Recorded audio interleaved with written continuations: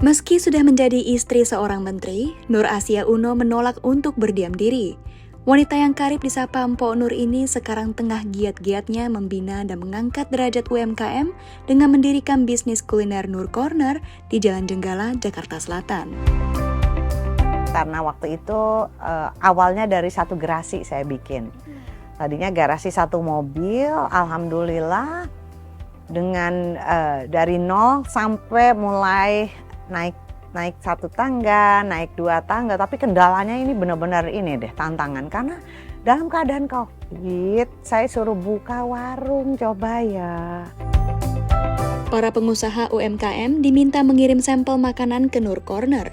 Bila rasa makanan itu lolos kurasi, produk bisa bantu ditawarkan, termasuk membantu dari sisi pengemasan. Sementara makanan yang cita rasanya belum sesuai ekspektasi diminta diperbaiki. Jadi selain pelatihan UMKM, kita juga harus bisa memanfaatkan platform ya, e-commerce ya, dan pemasaran digital. Karena untuk memperluas jangkauan dan jaringan ya, sehingga akses pasar ya, nggak hanya di dalam negeri, tetapi juga untuk dunia internasional.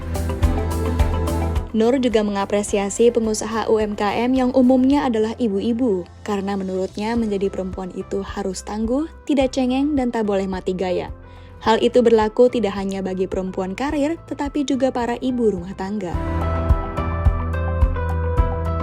Karena kalau yang namanya kita udah cengeng dari awal, gimana kita bisa jadi menyemangati suami gitu loh. Karena perempuan ini kan harus multi talented ya, mengurus anak, mengurus rumah, mengurus suami.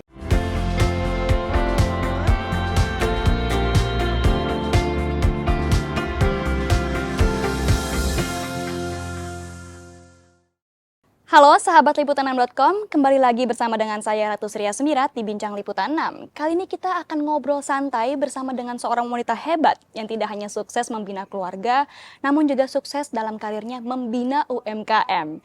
Siapa lagi kalau bukan dengan Ibu Nur Asia Uno. Langsung saja kita sapa karena beliau sudah hadir bersama dengan kita saat ini. Assalamualaikum warahmatullahi wabarakatuh. Waalaikumsalam. Halo Pak Nur, bagaimana nih kabarnya? Alhamdulillah sehat. Yang penting itu nomor satu. Alhamdulillah. Capek ya habis pulang dari Uzbekistan nih? Gimana nih? Capek tapi seneng. Bisa melihat kota yang baru yang bersih dan sangat menyenangkan. Selalu berkegiatan ya karena ada misi nih. Alhamdulillah. Ya. Nah, Pak Nur nih sebagai istri Menparekraf Sandiaga Uno, kira-kira kegiatannya apa saja nih? Iya, sebetulnya sih kegiatannya itu ya hari-hari ya, kalau mau tahu sebagai ibu rumah tangga. Ya seperti biasa ya, memberi perhatian kepada Sulaiman karena masih ada yang kecil ya, mengurus rumah, mengurus suami Sandiaga Uno. Betul. Ya kan. Ya baru selebihnya saya melakukan kegiatan yang memang sudah terjadwal ya kan, untuk bisa membantu support bagaimana kerjaan Bapak itu ya. Saya sebagai ibu rumah tangga tapi membantunya bukan sebagai seorang ibu menteri, tetapi sebagai istri gitu. Jadi alhamdulillah ya kita bisa saling membantu untuk menyelesaikan kerjaan. Iya, benar sekali. Karena gimana pun juga kan di balik lelaki yang hebat pastinya ada perempuan yang juga hebat nih.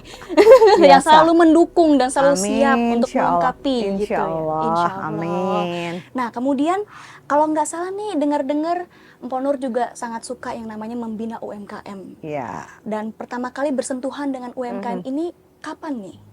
Ya, sebetulnya kalau dilihat UMKM tuh dari kecil saya seneng jajan ya sama di abang-abang lewat gitu. Terus emang saya senengnya tuh kalau masih SD kan kita dulu suka yang namanya jajanan abang-abang, terus kaki lima gitulah. Karena memang mungkin saya selain suka nggak tega, tapi juga seneng aja namanya anak-anak sampai hari ini. Sampai mau tahu nggak sih waktu kecil itu ya saking seneng jajannya ya, abangnya itu kan rujak bebek nih, bang, Terus oke, kan nih. nanti rujak bebek gitu. Karena dulu saya tinggalnya deket-deket sini kan emang. Terus bang gitu kan. Udah saking ininya seneng karena ketemu tukang rujak bebek yang saya ini. Bang udah bang ikut aja deh bang, saya angkut deh bawa gerobaknya kan karena dipanggul kan. Jadi ya Allah si abang pikir ini bener-bener deh. Kalau diingat-ingat ampun untung abangnya mau ya. Jadi ya udah kalau untuk kue cubit ya rujak bebek. Terus dulu tuh masih ada loh yang gulali ditiup tuh. Ya kan, bang buatin dong bang yang binatang ini binatang padahal kalau dipikir-pikir ya ampun itu kan nafas abangnya ditiupkan. Kok dasar masih anak-anak ya. Jadi sehat Ember. Aduh, tapi alhamdulillah sampai hari ini sehat gitu. Iya, alhamdulillah. Iya, Dan iya. kelihatan nih dari dulu emang suka yang namanya makanan ya. Benar, kuliner UMKM.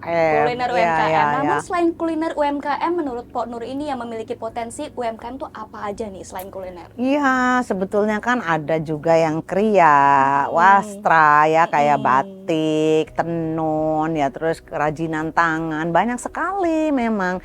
Jadi buat saya tuh semuanya tuh mencakup UMKM ya. Karena memang UMKM itu buat saya adalah ujung tombak. Ya. Jadi awalnya tuh memang setelah kesini apa yang sekarang saya bantu itu karena memang pada waktu pandemi ya. Pandemi itu kan semua orang di PHK. Jadi saya itu herannya setiap hari tuh mungkin Tuhan tahu ya kita seneng makan gitu.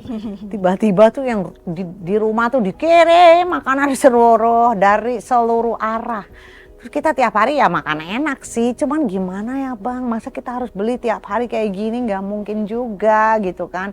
Kalau mau nolong pun kan nggak mungkin beli sekali dua kali, berarti harus rutin. Akhirnya kita putar otak tuh waktu itu maksudnya gimana nih bang, nggak tega juga. Sedangkan suami mereka di PHK, si istri mau bantu suaminya untuk bisa mendapatkan income tambahan. Akhirnya kita berpikir untuk memutuskan itu membuat kafe kecil. Anyway, habis itu akhirnya waktu habis Pilpres Mas Andi kalah 2019 tuh Mas Andi diundang sama pemerintahan Hungaria. Nah disitulah kita dapat inspirasi Mas Andi. Sehari sebelum pulang tuh kita lewat kafe yang kafenya tuh lucu gitu dan enak gitu loh. Terus akhirnya Mas Andi bilang, non ada kafe lucu deh, dia bilang gitu. Tolong deh non kamu liatin itu aku kepengen deh jadi pengen punya kafe kayak gitu kan. Nah dari Hungaria pulang-pulang saya udah mulai ditagih nih sama Mas Andi. Ayo non buatin non, ya Allah sebentar bang. Mulai mikir nih saya, aduh gimana ya kalau buatin restoran di mana nih letaknya harus strategis karena kan harus ada pembeli. Sedangkan at that time saya mulai bingung nih gimana ya. Kalau di mall nggak mungkin bisa bayar karena kan mahal sewa di mall. Sedangkan UKM kan barang-barangnya yang murah. Kalau kita mau naikin juga nggak mungkin kebanyakan. Harus yang terjangkau lah ya. Tapi akhirnya disitulah saya mulai tertantang. Saya dengan Mbak Indah, saya mulai berdua kita mulai brainstorming gimana nih. Putar otak cari tempat yang strategis tapi kita bisa bikin tempat itu bisa orang mampir setiap saat untuk makan. Ya udahlah, akhirnya waktu itu Nur Corner inilah yang inspirasi saya karena waktu itu awalnya dari satu garasi saya bikin.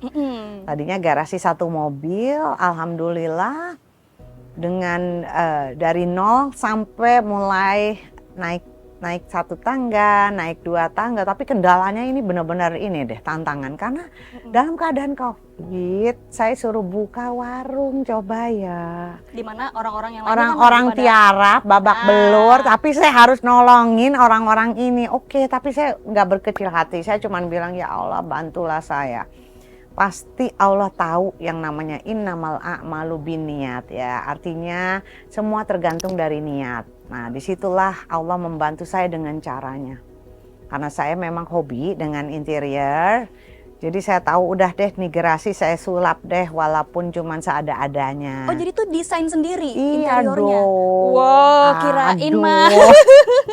Jadi boleh. Bakatnya banyak ya nih. Alhamdulillah itu hobi saya. Jadi kalau mau ganti-ganti rumah boleh sih. Aduh, boleh nih. Rumahnya desain dari Nur Asia. Aduh, Mbok Nur ya, yang tukang ngutak-ngatik rumah. Ya udah dari situ, alhamdulillah main kucing-kucingan sama Mas Andi.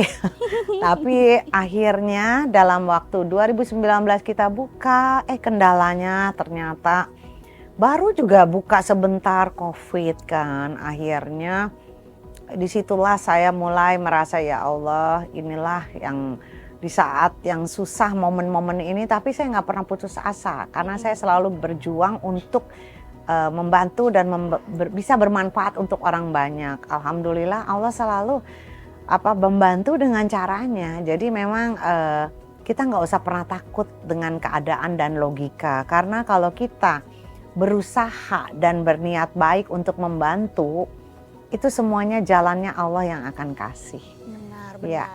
Nah, melihat dari pengalaman sulitnya menjalani atau membina UMKM di masa pandemi ini, kira-kira tantangan UMKM di Indonesia untuk menembus pasar internasional itu apa ini?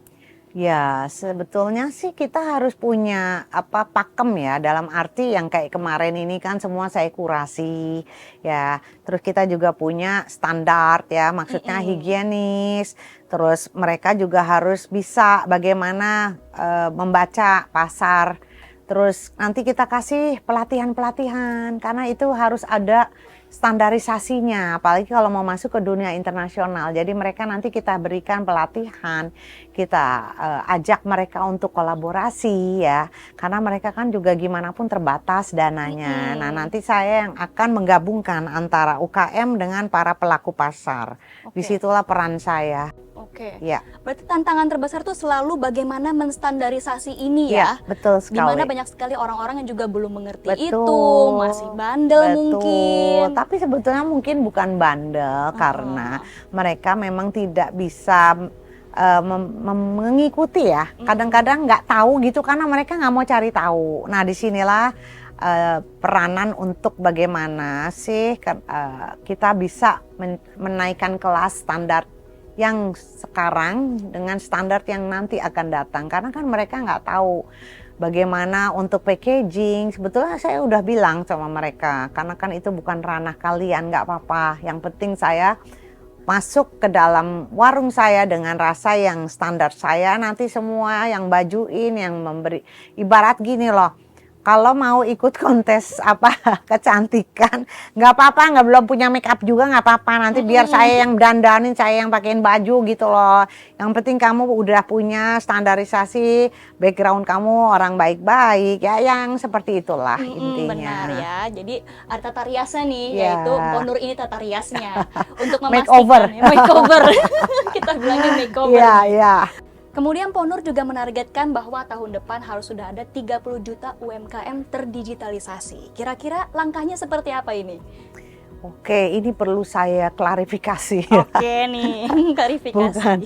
Bukan saya yang menargetkan, akan tetapi ini pemerintah ya. Kita mendukung hal itu tentunya, pastilah ya. Sekarang kan kalau saya dengar dari Bang Sandi yang memang dia adalah pakar UKM ya, itu masih 17 juta ya lebih UMKM. Jadi saya klarifikasi, bukan 30 juta, tetapi 17 juta UMKM yang terdigitalisasi.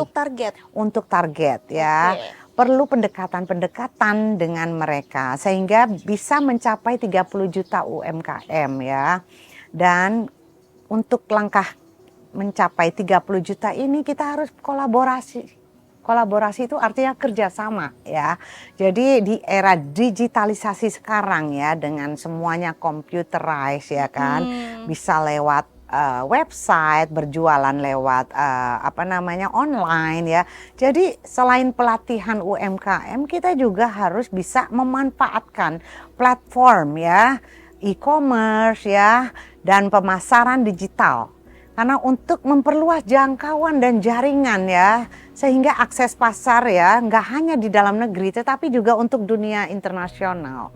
Jadi insya Allah UMKM ini bisa naik kelas ya, dan juga bisa masuk ke toko online dan bisa mempunyai strategi pemasaran digitalnya dan menjangkau ya. Oke. Tentunya untuk bisa menjangkau konsumen lokal maupun internasional. Oke, Gitu, ya. Itu targetnya. memang target yang sangat baik ya. Betul. Pertama standarisasinya, bagaimana kerjasamanya, Betul. kemudian bisa mencapai Benar. konsumen-konsumennya. Iya. Kita tadi udah seru ngomongin soal UMKM dan juga target-target kedepannya ini, di mana Mpok Nur ini suka membina UMKM. Iya. Tapi sekarang saya mau ngomongin sedikit tentang pribadi Mpok Nur nih. Aduh. Kak Mpok Nur tuh pernah mengatakan bahwa perempuan itu harus tangguh. Iya. Ya. Ya. Tangguh, tidak boleh cengeng, Iya. dan tidak boleh mati gaya. Iya. Itu maksudnya gimana tuh? Ini ya, udah kayak apa itu Wonder Woman, enggak lah ya. Artinya tuh, ya buat saya perempuan tangguh itu adalah seperti perempuan itu kan adalah tiang negara ya. Ibu itu perempuan itu yang melahirkan ya. Terus ibu kota, ibu jari, semua ibu-ibu ya kan. Seperti yang Nabi Muhammad katakan, siapakah yang harus kita sayangi? Ibumu. Siapakah yang kita harus ibu lagi? Kok bisa 3 kali? Berarti memang mohon maaf bapak-bapak ya, jangan tersungging gitu. Karena memang untuk perempuan yang tangguh itu perlu mandiri ya. Jadi memang kita itu harus menyemangati diri sendiri. Karena kalau yang namanya kita udah cengeng dari awal, gimana kita bisa jadi menyemangati suami gitu loh. Karena perempuan ini kan harus multi talented ya, mengurus anak, mengurus rumah, mengurus suami. Jadi insya Allah ya, ketika perempuannya kuat, insya Allah negara ini akan kuat juga ya. Dan bila bahagia akan belajar, maksudnya kalau kita udah kuat di rumah, di luar pun kita juga kuat. Artinya kita itu sebagai perempuan nggak cuman ngurusin yang di dalam rumah, tetapi yang di luar rumah pun bukan kita harus menjadi polisi di luar rumah atau di mana-mana, tetapi kita harus tetap bisa menempatkan diri ya. Perempuan kodratnya adalah ibu dari anak-anak, tetapi juga bisa memberikan contoh kepada yang lain. Insya Allah kalau perempuan itu kuat di rumah, insya Allah di luarnya akan kuat juga ya. Jadi kalau dibilang di balik suami ada perempuan yang kuat ya mungkin ya harus dengan keimanan dasar agama. Semuanya tuh harus betul-betul backgroundnya nggak cuman ya bebet bobot lah gitu. Mungkin lebih simpelnya ya. Benar-benar menginspirasi Iya. ya. Harus kuat nih menghadapi semua tantangan. Suami lagi sedih, Betul. perempuannya kuat. Betul. Bisa mendengarkan kesedihan suaminya. Betul. Dan kalau suami udah capek, ibaratnya nih sumpek dengan kerjaan di luar, dia udah capek ya kan, Bisa menghadapi menenangkan. ya kita di rumah harus berikan kenyamanan. Pulang ke rumah itu seperti ya home sweet home, rumahku adalah surgaku. Jadi kita ajak semua makan bersama, sholat berjamaah, dan kita juga harus bisa meneduhkan gitu loh ya, bikin adem lah, itulah fungsinya. Lem keluarga lah ya. Benar sekali. Wah, luar biasa sekali nih, memang benar-benar menginspirasi untuk para wanita di seluruh Indonesia. Harus ingat nih, benar seperti kata Mpok Nur Asia ini. Perempuan tuh harus tangguh, tidak boleh cengeng, tidak boleh mati gaya. Iya. Karena kita memiliki banyak sekali tanggung jawab ya Mpok Nur Betul ya. sekali, betul, multi. Oke. Nah, Mpok Nur kan juga menjabat sebagai penasihat Dharma Wanita di Kemenparekraf. Tugasnya itu apa saja Mpok Nur? Iya, sebetulnya banyak sekali ya yang bisa kita lakukan di Kemenparekraf Dharma Wanita ini, karena pastinya saya selalu mendukung program dan pelaksanaan kegiatan di Dharma Wanita ini dengan lingkup pendidikan, karena memang pendampingan untuk wanita di bidang pariwisata. Jadi Kemenparekraf itu memang mereka selalu punya kegiatan bagaimana seorang istri bisa mensupport suami dengan kegiatan-kegiatan yang kita lakukan, seperti keliling ya. Karena Dharma Wanita ini antara lain kita mensupport sekolah-sekolah Poltekpar itu yang ada di daerah ya, yang mana kita punya di Poltekpar tuh artinya Politeknik Pariwisata. Ya, Wow. kalau zaman dulu, zaman saya itu NHI gitu loh, yang dimana itu katanya kalau mau masuk NHI gitu, NHI itu susah banget gitu, karena memang sekolah ini menjanjikan sekali. Setelah mereka lulus dari pariwisata sekolah ini, mereka langsung diterima kerja gitu. Nah ini memang di Kemenparekraf ini Poltekpar ada di Bandung, ada di Lombok, ada di Bali, ada di Medan, dan bahkan Bang Sandi insya Allah ingin buka lagi di kota-kota lainnya. Kenapa? Karena memang Poltekpar inilah pariwisata kita itu sangat membantu untuk perekonomian Indonesia. Karena selain kita punya laut yang indah, ambience ya, kota-kota Indonesia ini nggak hanya Bali, nggak hanya Lombok, tapi Jogja, Surabaya, Malang, dan Banyak banget ya. sekali deh, nggak bisa disebutin semuanya. Masing-masing punya unggulan yang berbeda. Nah inilah Poltekpar berperan untuk bisa memfasilitasi dengan hotel, dengan servis, dan lain-lain. Gimana tuh ngurusnya? Sebanyak itu. Iya, sebetulnya karena saya sebagai Ibu Dharma Wanita yang tadi saya bilang, saya mensupport dengan berjalan-jalan ke semua Poltekpar yang ada di Indonesia. Oke. Nah, disitulah kita bisa kolaborasi dengan bidang-bidang, dengan instansi-instansi lain, seperti kayak kita udah punya kerjasama ya dengan Pegadaian, dengan bank-bank yang memang mereka ingin sekali berkolaborasi dengan kita untuk bisa mensupport pariwisata Indonesia. Oke. Ya. Nah, nih Mpok Nur ini kedengarannya memang benar-benar sibuk ya, sering keluar rumah, sering mengikuti kegiatan-kegiatan. Ini bagaimana mengatur waktunya antara keluarga dan aktivitas di luar rumah nih Mpok Nur? Iya, sebetulnya sih memang awalnya memang kan agak kaget karena ya kita biasa ibu rumah tangga, Iya. ngurus rumah dan anak, terus ini harus mengurus yang lain-lain. Tapi sebetulnya itu kalau ini sebetulnya cuman sistem aja ya. Insya Allah sih ya, nomor satu prioritas ya tentunya keluarga. Jadi kalau di rumah udah beres, anak-anak dan suami udah beres, baru kita pindahlah dengan urusan yang lainnya. Jadi saya membagi tugas itu dengan tentunya dengan agenda yang disesuaikan dengan kegiatan. Kayak kemarin misalnya, simple sih. Kalau teman saya bilang, gimana sih Nur? Aduh, hari ini lo di sini, hari ini. Tenang, saya bilang. Sebetulnya itu cuman it's a matter of time, ya waktu ya. Ya kita harus pintar misalnya. Kayak kemarin saya ditugaskan Bang Sandi ke Uzbek ya kan. Terus Bang Sandi maunya saya nemenin juga karena Bang Sandi menyusul kan. Tapi saya bilang, Bang, saya harus pulang duluan. Kenapa? Kasihan Sulaiman, dia kan wisuda. Kamu kan udah sibuk kayak gitu, masa saya juga ikut-ikutan kamu. Jadi saya harus mengalah karena nggak boleh saya ikut-ikut kamu. Terus nanti ini Bu Nur nggak ada kerjaan apa gimana sih? Ya itu yang harus dibagi waktu karena kitanya yang harus menyesuaikan. Itu aja sih. Yang penting Memilah. ingat, memilahnya Betul, ya. betul. Dan tetap keluarga nomor satu dulu. Tetap, kalau keluarga nomor satu yang lain-lainnya beres deh. Nomor 2, nomor 3, nomor 4 dan lain-lain gitu. Oke. Ya. Ngomong-ngomongin soal keluarga nih, bagaimana cerita perkenalan antara Mpok Nur dengan Bapak Sandiaga hingga akhirnya bisa menikah? Oke, ini agak ini ya ironis, cerita yang selalu saya ulang, siaran ulangan, nggak apa-apa tapi. Iya.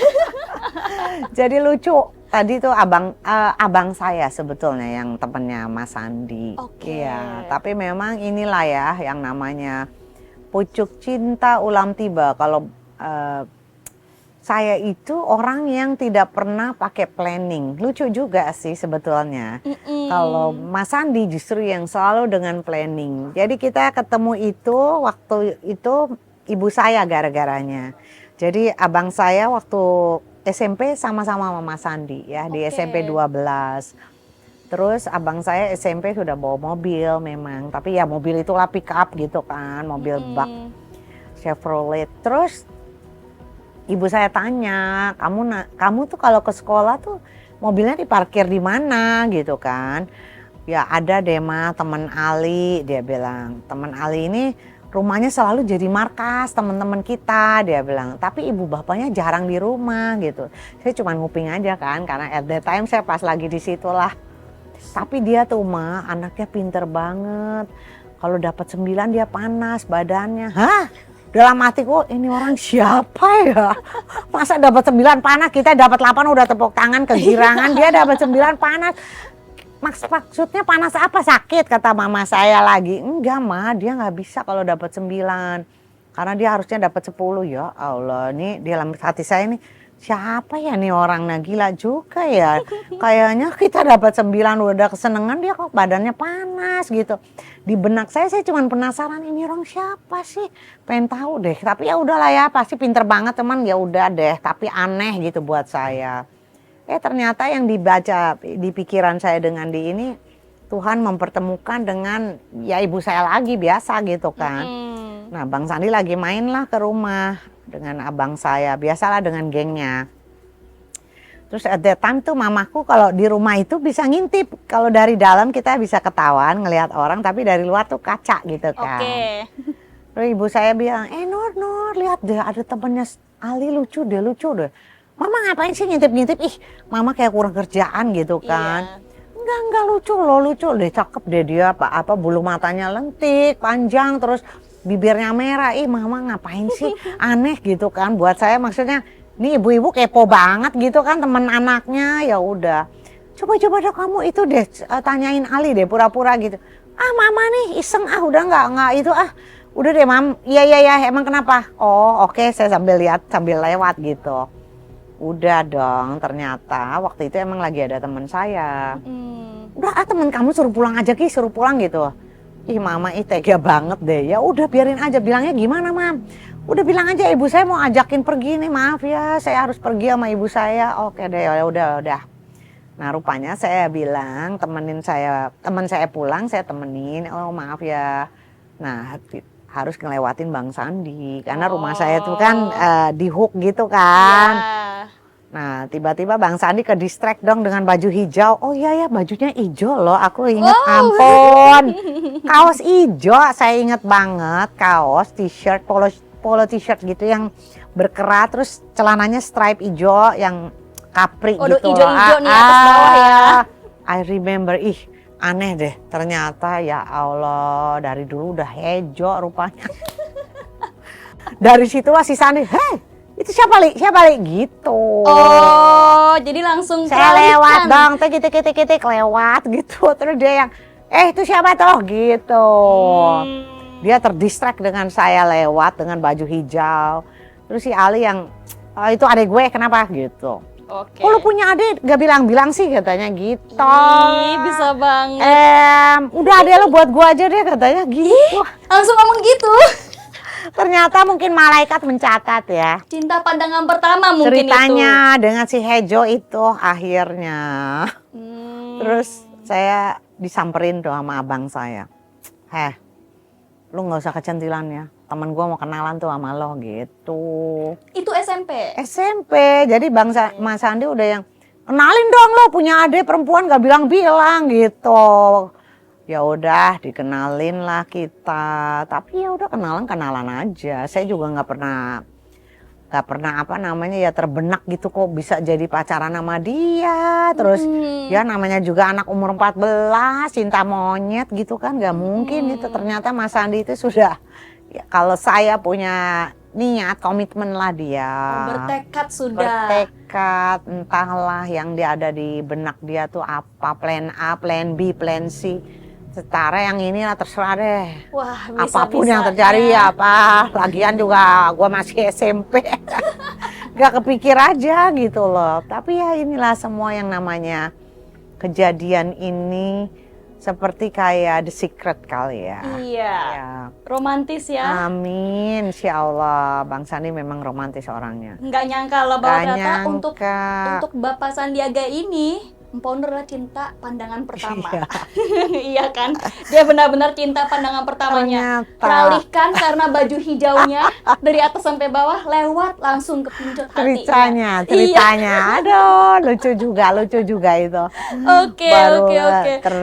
terbesit Ya, ya. kalau Oke. inget-inget lucu ya. Lucu sih, sekarang saya baru sadar ya Allah, itu baju ya sempat dicuri lagi sama saudaraku. Karena itu baju Hijau-hijau. emang ini sih agak ini emang keren sih. Keren dan penuh kenangan ya kalau sekarang Penuh ingat-ingat. kenangan.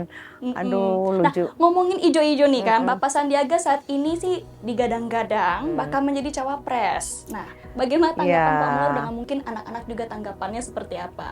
Iya, buat saya sih ini semua mengalir aja ya, karena Pak Sandi itu ya memang cukup terbuka karena kita kenal itu dari umur 14. Jadi Teman memang masa kecil. teman masa kecil dan teman diskusi, semuanya itu apapun yang dia akan lakukan selalu dia cerita ke saya dan anak-anak ya.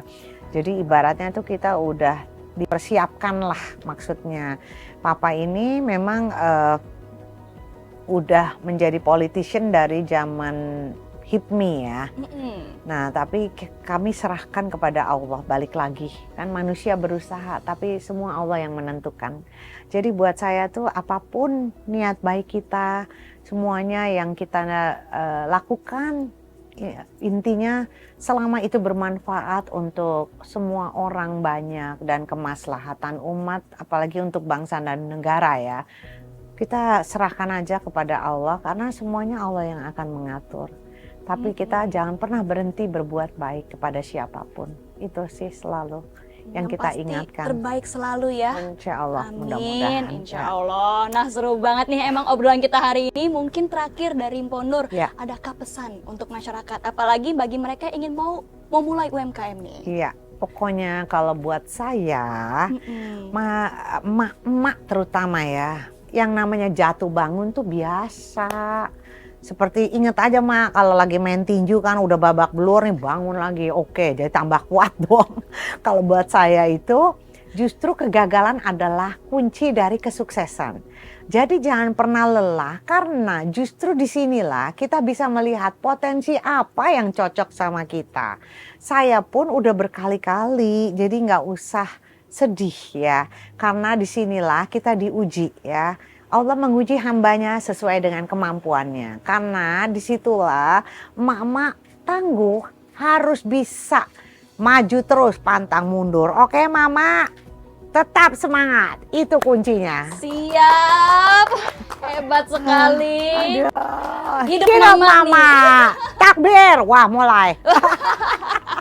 Terima kasih banyak. Sama-sama. Udah ngobrol bersama. Ya. Pasti juga sahabat Ya. liputan.com nih sangat senang sekali untuk bisa Alhamdulillah. mendengar cita-cita seru dari Mpo Nur yang sangat energetik.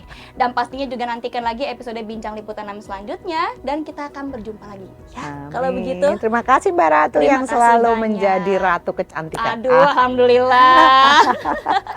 Sampai jumpa. Oke. Wassalamualaikum warahmatullahi wabarakatuh. Waalaikumsalam warahmatullahi wabarakatuh.